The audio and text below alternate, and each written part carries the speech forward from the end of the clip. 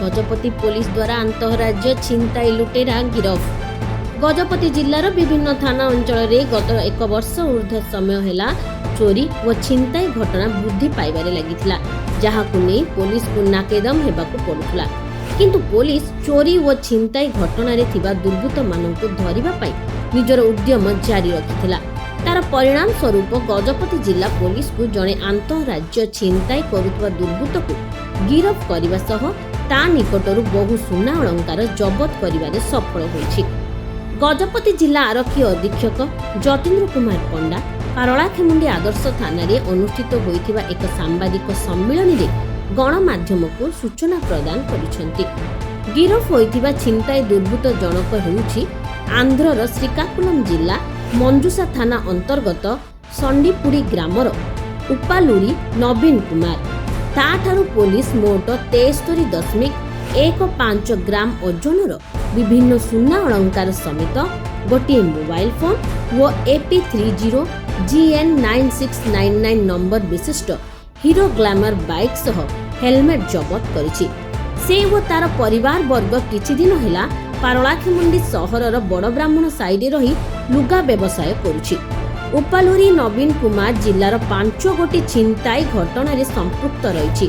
सेथि मध्यरु बुरांडी थाना रे 3टी मामला यथा केस नंबर 14, 26 व 35, पारलाखेमुंडी आदर्श थाना केस नंबर 27 एवं काशीनगर थाना केस नंबर 16 रे जड़ित थिला अभियुक्त।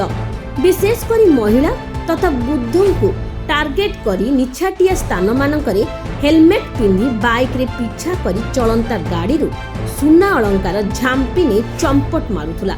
एपरिकी एही दुर्बृत्त जनक आंध्रर मेलियापुटी थाना अंचल रे समान धरणर घटना रे संपृक्त रहिछि बोली जणा पड़िछि।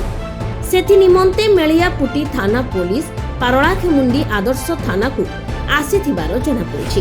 एही सांबादिक सम्मेलन रे पारलाखेमुंडी उपखंड आरक्षी अधीक्षक माधवानंद नायक, पारलाखेमुंडी आदर्श थाना अधिकारी प्रशांत कुमार भूपति, गुरांडी थाना अधिकारी ओम नारायण पात्र प्रमुखों समेत पुलिस अधिकारी व कर्मचारी माने उपस्थित थिले। गजपति पुलिस एही सफलता को नै साधारण रे प्रशंसा करा जाउछि। पारलाखेमुंडी एवं काशीनगर ए तीन थाना एरिया रे चेन स्नाचिंग होता NH उपरे स्टेट हाईवे उपरे विशेषकर जो माने वयस्क लोक जाउथले से को टार्गेट करी सिंगल क्रिमिनल बाइक रे आसिकी तांको स्नाचिंग करके सुना अलंकार नहीं जाती। यही घटना उपरे गुरांडी थाना रे 3टी केस, पारलाखेमुंडी रे गोटे केस एवं काशीनगर थाना रे गोटे केस होता। ये 3टी केस रो आईओ केस तदंत करुवा समय आमे 2टी टीम गठन करूँ।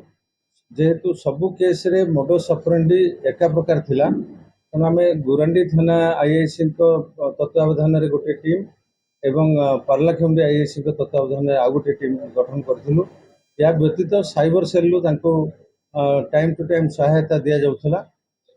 ये सबको आमर एसडीपीओ पारलाखेमुंडी निजे केस गुड़ी को निज तत्वावधान रे टीम को परिचालना करथिले।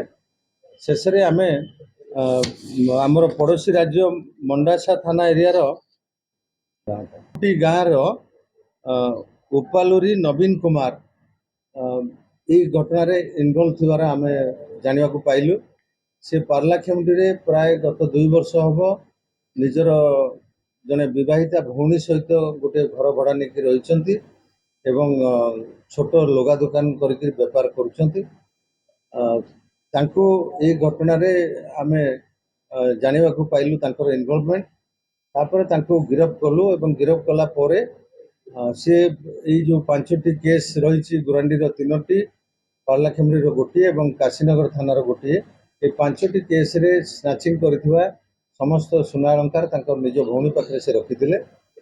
तांको गिरफ कला परे से निज घर को नहीं तांको भौणी पाखरे थिबा सुना को पुलिस आगे दाखल देइथिले, जाहाको जबत करा जायछि। आज तांको आमे कोर्ट चालान करू। भौणी शामिल नथिले, भौणी घरे रुहंती, ये बाहर की जाती। विशेषकर ରାସ୍ତା ଉପରେ କୌଣସି ନିର୍ଦ୍ଦିଷ୍ଟ ଜାଗାରେ କିଛି ସମୟ ସେ ଅଟକି ରହେ ଏବଂ ସେଇ ଭିତରେ ସେ ଲକ୍ଷ୍ୟ କରେ କୌଣସି ବୟସ୍କା ସ୍ୱାମୀ ସ୍ତ୍ରୀ ଯଦି ରାସ୍ତାରେ କୌଣସି ବାଇକ୍ରେ ଯାଉଛନ୍ତି ତାହେଲେ ସେମାନଙ୍କୁ ଟାର୍ଗେଟ କରି ସେମାନଙ୍କ ପିଛା କରେ ଏବଂ ନିଛାଟିଆ ଜାଗା ପାଇଲା ପରେ ସେ ନିଛାଟିଆ ଜାଗାରେ ସେମାନଙ୍କଠୁ ସେ ଅଳଙ୍କାରକୁ ସ୍ନାଚିଂ କରେ। ମେଳିଆପଟି ଥାନାରେ ତାର କିଛି କେସ୍ରେ ସମ୍ପୃକ୍ତି ଅଛି ବୋଲି ଆମ ପାଖରେ ଖବର ଅଛି। ସେ ବାବଦରେ ଅଧିକ ତଦନ୍ତ ଚାଲିଛି। ଏବେ ସୁଦ୍ଧା ଆମେ 73 ଗ୍ରାମରୁ ଉର୍ଦ୍ଧ୍ୱ ସୁନା ଅଳଙ୍କାର ଜବତ କରିଛୁ, ଯାହାର ମୂଲ୍ୟ ପ୍ରାୟ 6 ଲକ୍ଷ ଟଙ୍କାରୁ ଉର୍ଦ୍ଧ୍ୱ ହେବ ବଜାରରେ।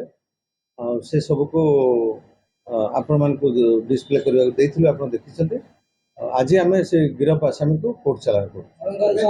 ଯେହେତୁ ବହୁତ ଅଭାବରେ ରହିଥିଲା, ତାର ଆମେ ଯାହା ଖବର ନେଲୁ ମଣ୍ଡାସା ଥାନା ଏରିଆରେ ତା ନିଜ ଗାଁରେ ବିଭିନ୍ନ ଲୋକଙ୍କ ପାଖରୁ ସେ ବହୁତ ଧାର ଉଧାର କରିଛି, ଗୁଡ଼ାଏ ପଇସା ଲୋକମାନଙ୍କୁ ଦେବାକୁ ଅଛି। ତ ସେ ଭଉଣୀ ପାଖରେ ଆସିକରି ଆମେ ଯାହା ଜାଣିବାକୁ ପାଉଛୁ, ଭଉଣୀକୁ କହେ ଯେ ମୁଁ କେଉଁ ସାଙ୍ଗ ପାଖରୁ ସୁନା ଆଣିଛି, ବନ୍ଧା ପକେଇକିରି ନିର୍ଦ୍ଦିଷ୍ଟ କେଉଁ ଲୋକର ଲୋନ୍ ସୁଝିବି, ଏଇସବୁ କଥା ମିଛ କହିକିରି ଭଉଣୀ ପାଖରେ ଏସବୁ ରଖିଥିଲା। ଭଉଣୀର ଏ ବାବଦରେ କୌଣସି ନଲେଜ ନାହିଁ। ଅଳଙ୍କାର ସହିତ ସେ ବ୍ୟବହାର କରୁଥିବା ବ୍ଲାକ୍ ଏବଂ ବ୍ଲୁ କଲରର ଗୋଟେ glamour, Hero Honda glamour motorcycle seize ହେଇଛି ଏବଂ ଯେଉଁ ମୋବାଇଲ ଫୋନ୍ ସେ ୟୁଜ୍ କରୁଥିଲା ତାକୁ ମଧ୍ୟ ଆମେ ଜବତ କରୁଛୁ। ହଁ, ଇଏ ଗଲା 5 ମାସର ଘଟଣା। 5 ମାସ ହେବ ସେ ଆମର ଗଜପତି ଜିଲ୍ଲାରେ ଯେଉଁ କେସ୍ ଗୁଡ଼ିକ ହେଇଛି ଜାନୁଆରୀ 2025 ପାଖରୁ ଆରମ୍ଭ କରି ମେ ମାସ ପର୍ଯ୍ୟନ୍ତ 5ଟି କେସ୍ କରିଛି। ଏହା ପୂର୍ବରୁ ମେଳିଆପୁର ଥାନା ଯେଉଁ ଆନ୍ଧ୍ରପ୍ରଦେଶର, ତାଙ୍କ ଥାନାରେ ତାର ମଧ୍ୟ ସମ୍ପୃକ୍ତି ଅଛି। ସେ ବାବଦରେ ଆମେ ଅଧିକ ତଦନ୍ତ କରୁଛୁ।